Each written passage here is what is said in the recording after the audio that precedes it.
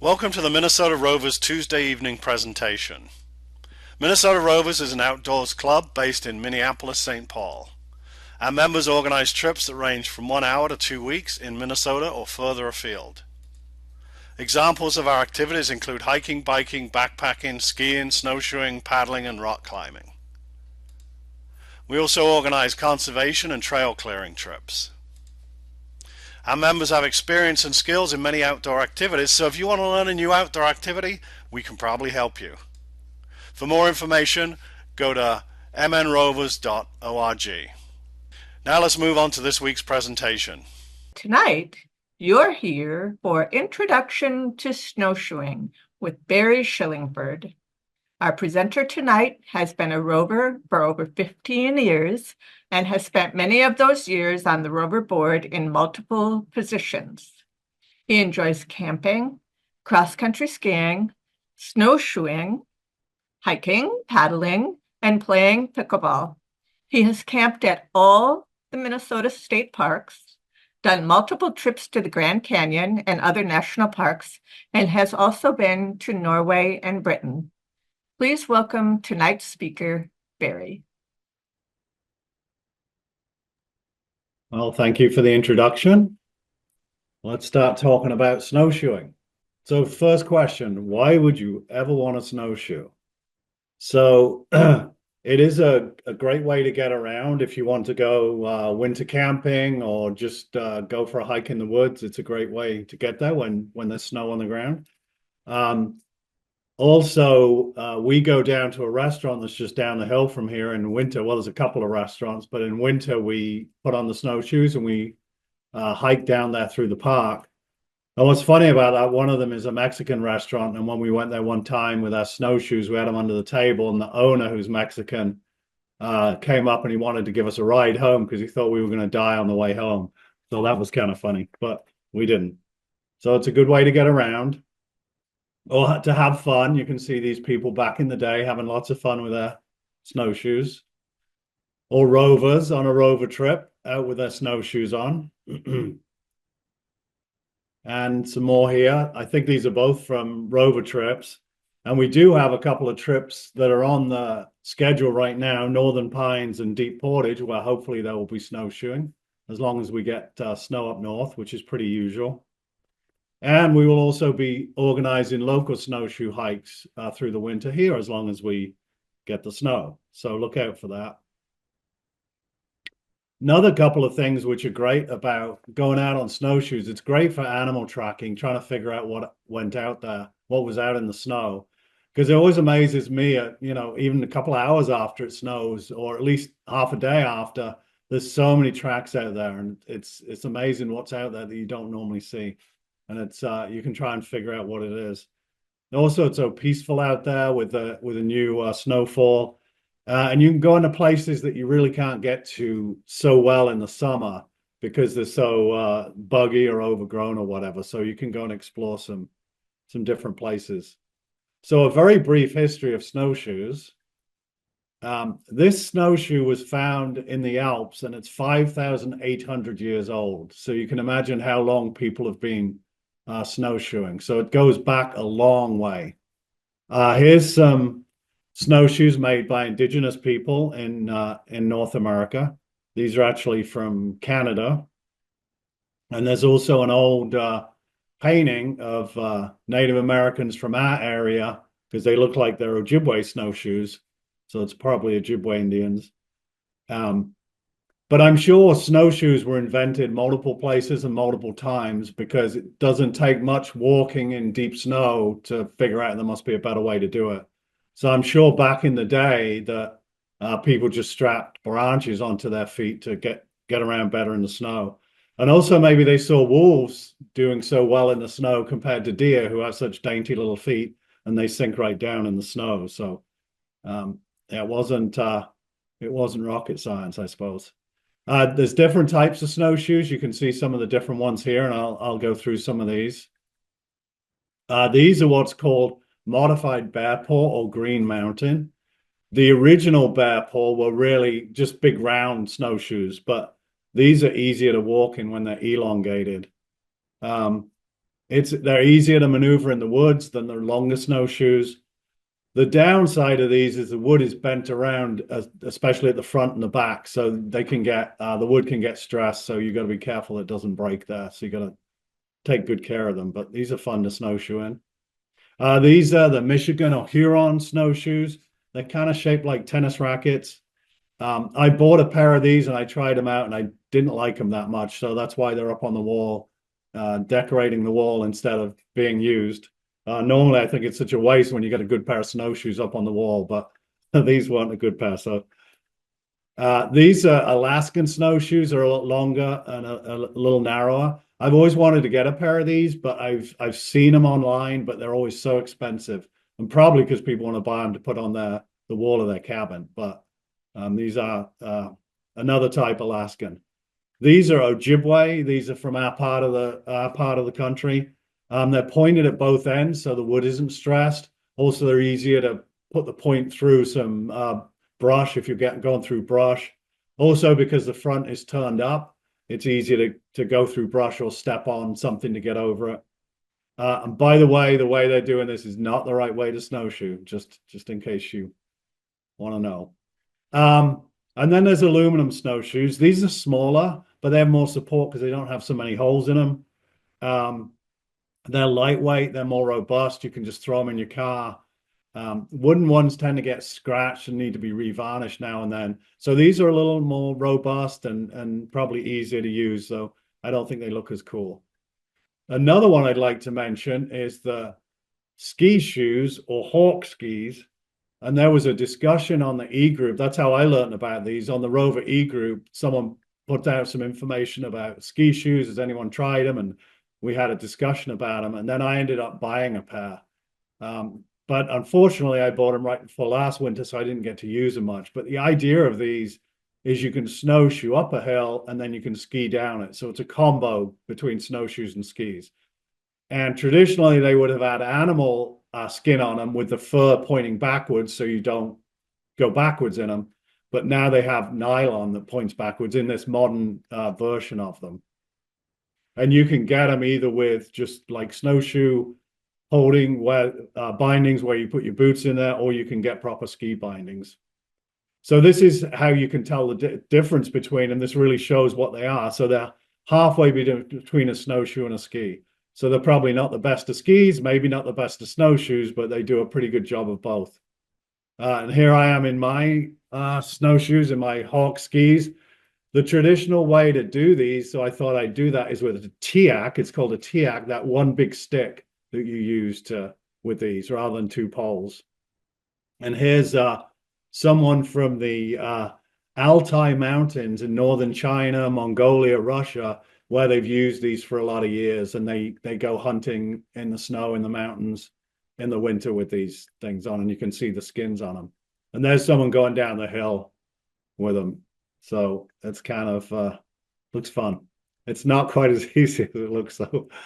Anyway, so the different types of bindings for snowshoes, these are the cheaper rubber bindings you find. Often nature centers use these because they're cheaper to get. They're pretty easy to put on. You just put your boot down through the hole and then you hook it around the back of your heel. The problem with these, they're easy to put on in the house, but when you're outside, the rubber gets stiff, so they can be harder to put on. And they're hard to put on with gloves. So if you ever are helping people put on snowshoes and you're using these and it's cold, it gets tough because you can't wear your gloves too well. Also, the other problem with these, your foot can rotate horizontally, so you can end up with your foot pointing a different way to the snowshoe. So they're not the best. They're not the best. The next step up would be these, which are called H binding, where they have straps at the front and rear and also over the boot. Nice thing about these, you can adjust them in the house, and then when you go out in the snow where it's cold, you only need to put the top strap over the top of your boot. Yeah. So here's some of the bindings in aluminum snowshoes. These are mine, and again, you can adjust them in the house and then just put the clip over the top of your boot when you go out in the cold. There's a different type, plastic clips.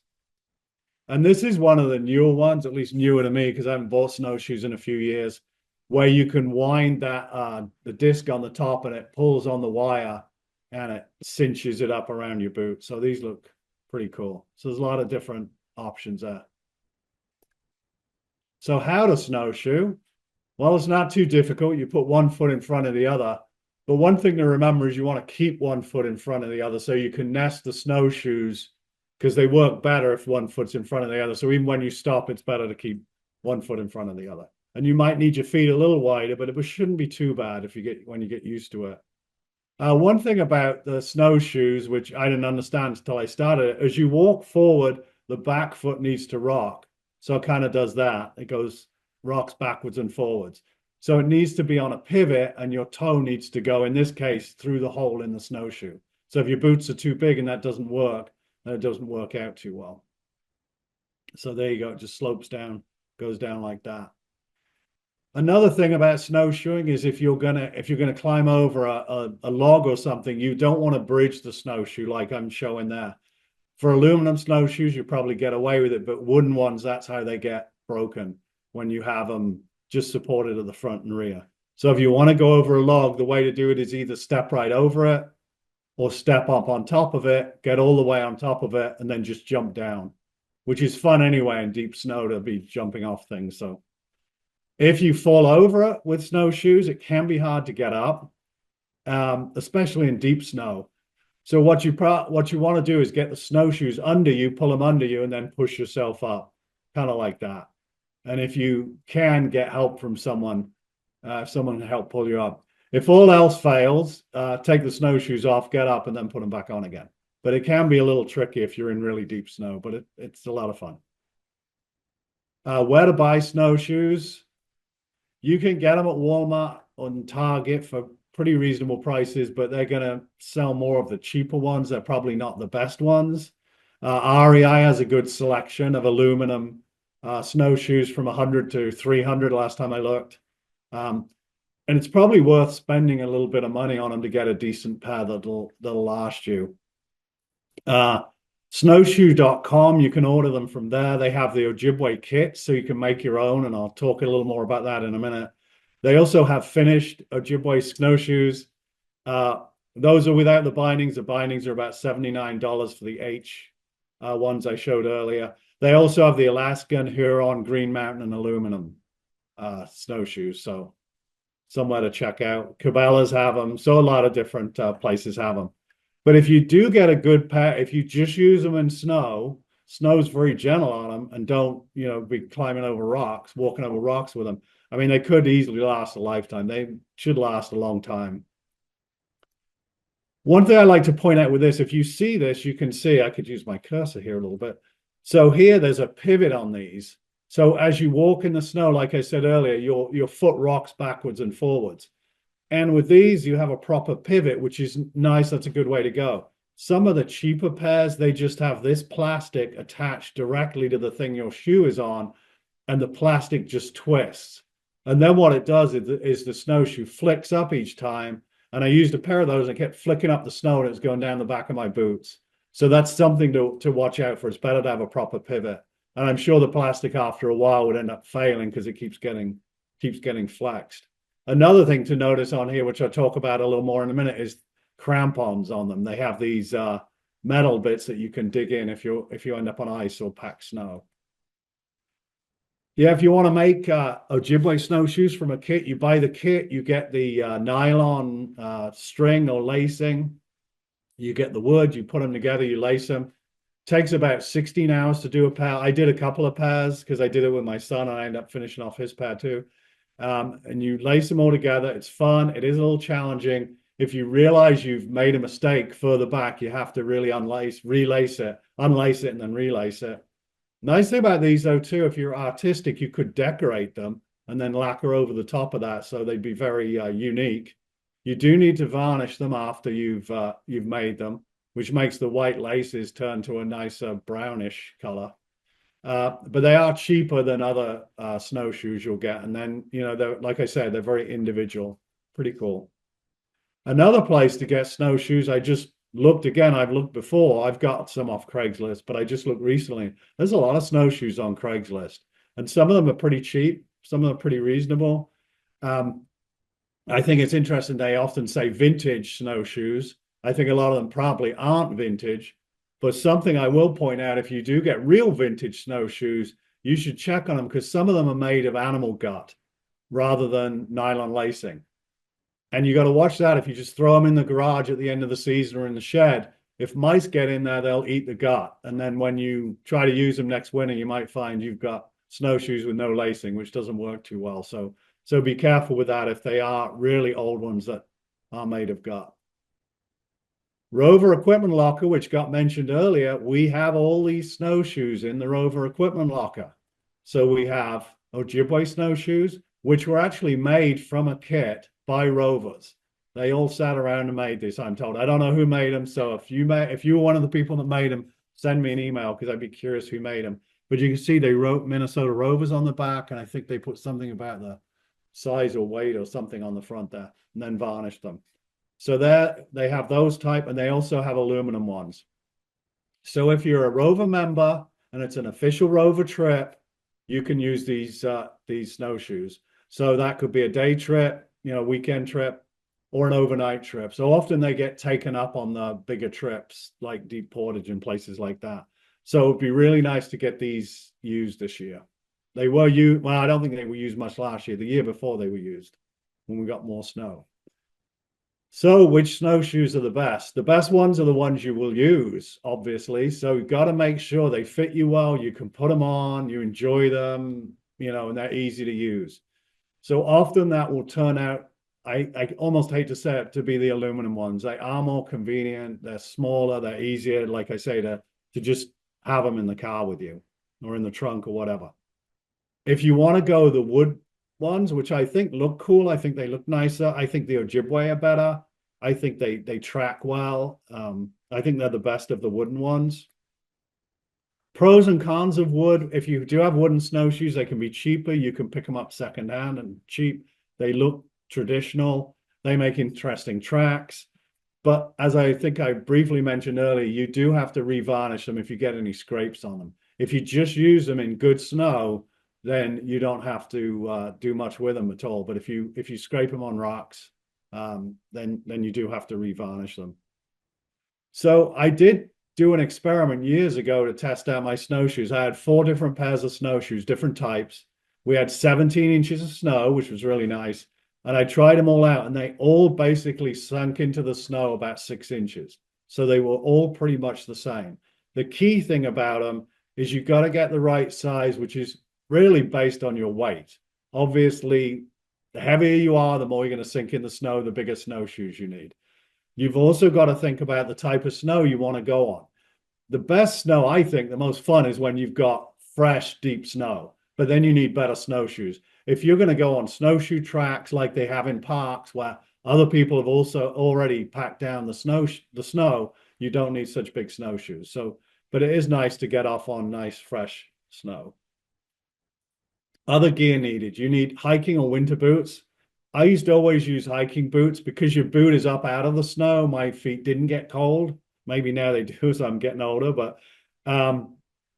you could use winter boots or hiking boots.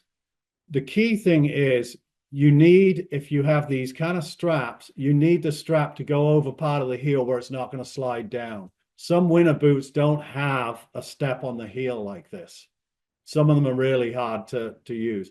Other ones I've helped with snowshoes at a nature center, and you have to put them on people. Sometimes the snow boots are just so huge you can't even fit them in the snowshoe.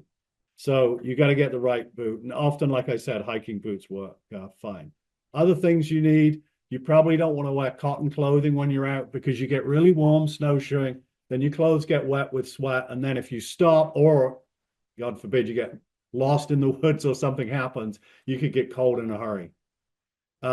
You want to wear shell pants, which are waterproof. So if you fall in the snow, you don't get wet. The other nice thing about that is if you're walking around exploring in the woods, you don't get covered in burrs, which there's plenty of. That if you had fleece pants, you can get covered in them. And you want layers. So as you can see, there's a picture of me. I got my gloves off. I got my coat around my waist because I was getting pretty warm. Ideally, you want to take a backpack so you can stuff the layers in the backpack, which I hadn't done that time. And you can have other stuff out there you might want. Another good thing to have is, I just pulled this off the REI website in case you don't want, they look like, you want some kind of gaiters like this to cover your boots so you don't get snow in your boots. They don't have to be this long. You can get short gaiters, you can get these long gaiters, but a nice pair of gaiters are worth having. And then you can use them in the summer too. Keep ticks off you, keep rocks out of your shoes or whatever. When you go snowshoeing, day pack for your layers, sunglasses, obviously, because it gets very bright when the sun's shining. Also sunblock, and I think a lot of people, including me, forget to use that in the winter. But you do get plenty of sun in the winter, so you do get the UV light. Then the question comes up, do you need poles for snowshoeing? I don't use poles, but I don't use them for hiking either. But when you're on snowshoes, I think it's pretty stable because they're pretty big. If you do want to use poles, that's fine, but you've got to get a pair that are long enough, especially if you're in deep snow. So find a set of poles that are long enough. And do you need snowshoes with crampons? If you're going out in the woods or going out somewhere, especially if you're using them to get somewhere rather than just going for fun, if you don't know what the conditions are going to be like and you could end up with ice, packed snow, or whatever, then aluminum snowshoes with crampons are good. If you've got just deep snow, then Ojibwe or other wooden snowshoes will do fine without crampons. Where to snowshoe? There's a lot of places you can go snowshoeing. First off is outside your front door. If we get a nice, good snow, then you go out early. And this was the 17-inch snowfall, I think. Just you can walk down the streets, walk around your front yard, backyard, or in the park. We have a park behind our house, which is nice to go out in. So that's one place to go. Then there's a lot of city parks, regional parks, state parks that you can go in. And I just looked this up, and there's 30 state parks that have snowshoe rental, including Fort Snelling right here in the Twin Cities. So a lot of the more popular state parks will have snowshoe rental if you don't have them. Dakota County parks. Dakota County has a lot of good parks down where I live, like Lebanon Hills and Whitetail Woods. This is another thing I learned a few years back about mountain bike trails. If you get a fresh fall of snow, the mountain bikers can't go out really until the snow is packed down. So if you want to go and pack it down for them, you can go out on the mountain bike trails. It's probably the only time you want to do it because you don't want to do it when they're actually out there biking. Yeah, and I said a lot of places have snowshoe rental. A lot of the parks will. And some places have guided hikes. If you've never done it before, you want to know how to do it, where to do it, they'll often advertise guided hikes. The best place in the state is definitely north, and probably the North Shore. I think the North Shore gets the most snow of anywhere pretty much in the state. Another place I'd like to plug is Dodge Nature Center, which I like to go to. They have 3 different properties. One of them is south of 62 in Mendota Heights. And that is nice because it has woods, it has prairies, it has wetlands, so you can go and explore different areas there. Then the other 2 properties, which is where we hiked this weekend, the main property in West St. Paul right here where my cursor is some prairie and some woods, so that's pretty varied. And then the Marie property, the other side of the road, is mainly woods, but they're all great for snowshoeing if you get a decent amount of snow. And then here's a lot of other ones. So a lot of these park systems have pages that talk about snowshoeing and where to go. Like Minneapolis Parks has a page, Anoka County Parks, Three Rivers Parks, Dakota County Parks, which I mentioned earlier. And then the DNR, there's a snowshoeing page on there to talk about where you can go snowshoeing. And then I got these names from other people with suggestions. I haven't actually been to these 4 parks, but other people recommended them to me. So there's a lot of options depending on how far you want to drive. Of course, when the snow is the best, that is best for snowshoeing, it's worse for driving, which is also always the challenge. But here's some of the places that I've snowshoed with other people. Like this is Lake Itasca at Itasca State Park. So this was on a rover trip. You can go out on the lake or you can go through the woods. A nice thing about this was you can go out on the lake, and when you can snowshoe, we did the test where you snowshoe with your eyes closed and see which direction you end up going, because they say your dominant foot will curve you in one direction, but I don't remember if it actually did. or not. Oberg Mountain up on the North Shore, another interesting place to hike up with great views. You could use snowshoes to go out to the ice caves when Lake Superior is frozen over. This is up near Bayfield on the Bayfield Peninsula. We did that with snowshoes a little way, and then the snow was too packed and there was ice pressure ridges too. So it's not always ideal, but there's other places along the edge of Lake Superior that are good to snowshoe. Also, if the lake isn't frozen, you can go up above the caves, which is really nice. There's a trail up there, another great place to snowshoe if there's good snow. Bayfield always seems to get snow every few days whenever I've been up there, so normally pretty good. Superior Hiking Trail, lots of places to snowshoe there. This was a trail up on the Gunflint Trail, again the North Shore. This was up near Grand Rapids out on the lake. It was about 20 below that day, so I got my big coat on. This one is Dodge Nature Center again. This is the main property. So I listed a hike for that date. That was April 1st, 2023. I listed a hike. That hike turned out to be a snowshoe hike because we got a lot of snow the night before. And I was the only one that went. Everyone else canceled because they didn't want to drive on the roads. And I did see a few cars off, but it was just beautiful. The snow was deep. There was snow on the trees. It was great. The only problem was I couldn't find the trail because the shrubs and the trees were hanging down on the trail, so it's hard to see where the trail was. This is Wedge Hill in William O'Brien State Park. And this is a place you probably wouldn't go in summer because it's too overgrown and buggy and ticky and whatever. But it's, like I said, it's a good place to go exploring in winter to see kind of what's up there and just kind of wander around. Snowshoe safety, where not to snowshoe. Don't snowshoe on cross-country ski trails because the skiers won't be too happy. And I'm a cross-country skier, so I don't like to see snowshoe trails on there either. But you can snowshoe along the edge in a lot of places if you want to get somewhere, or just go off in the woods. There's so many places you can snowshoe. You really don't need to mess up the trails. This was up on the North Shore. This was on one of the rivers up the North Shore. You can also, I showed earlier, going out on lakes.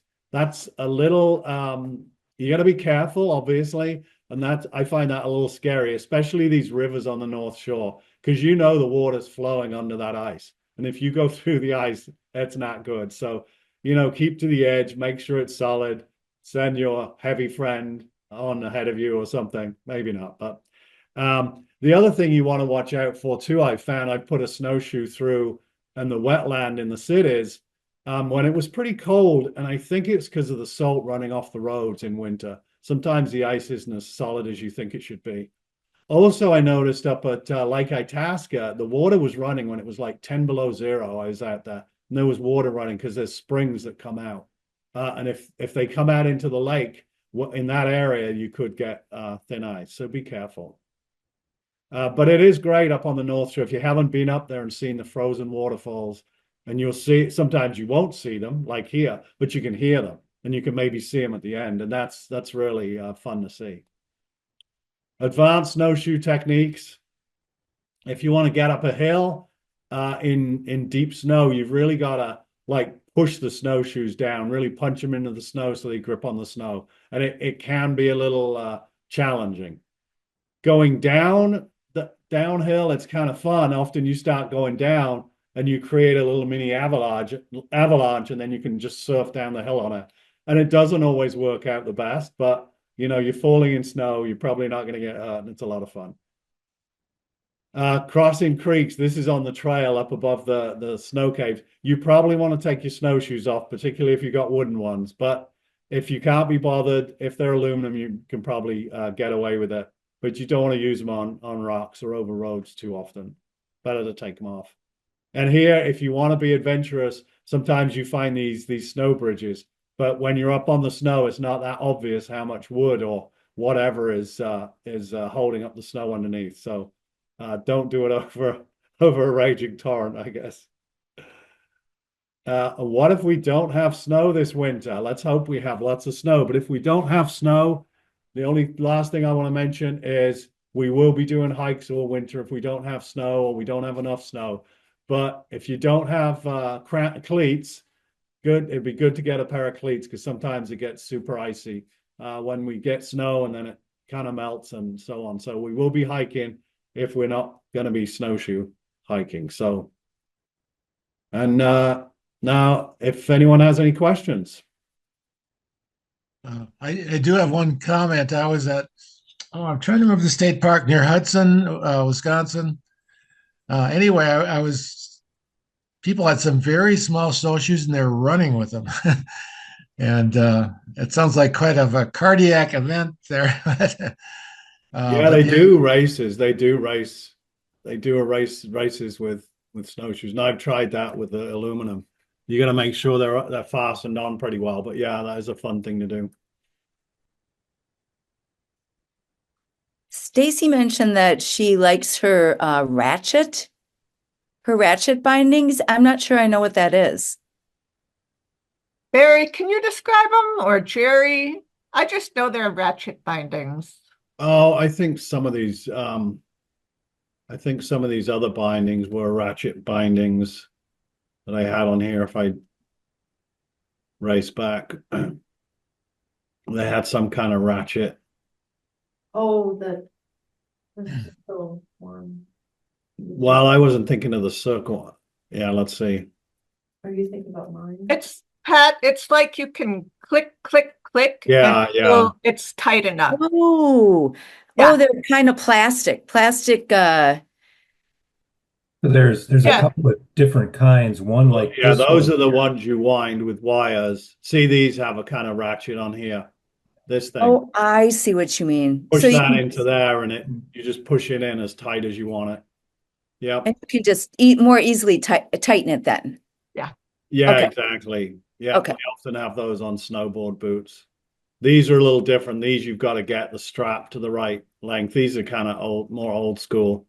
You got to get the strap to the right length, and then you can just click it in. And Okay. then these are just like a regular strap, but yeah. There's a lot of different options now. We were helping REI do snowshoeing in Fort Snelling, I think it was, and we were helping to put snowshoes on, and there was a lot of different kind of bindings. Just figure out what works for you. Oh, stay away from beaver lodges when snowshoeing on lakes. Ice gets thin around them. Yep. And where a creek flows into a lake. Yep. Yep. Where would you find classes on making snowshoes? Folk school, yeah. Nature centers, sometimes nature centers will do them, or parks will do them as well. Just look on their website, upcoming events. Or you can get on the email list for like the state parks. I don't know whether state parks do them. They probably have at different times. But yeah. There might be some community ed classes for it. Yeah. And probably if anyone sees one, you can always post it out on the Rover e-group in case anyone's interested in doing them. Thank you, Barry. Thanks for watching this Minnesota Rovers presentation. If you want to see more, please click on the link to our channel or the subscribe button below. Thank you.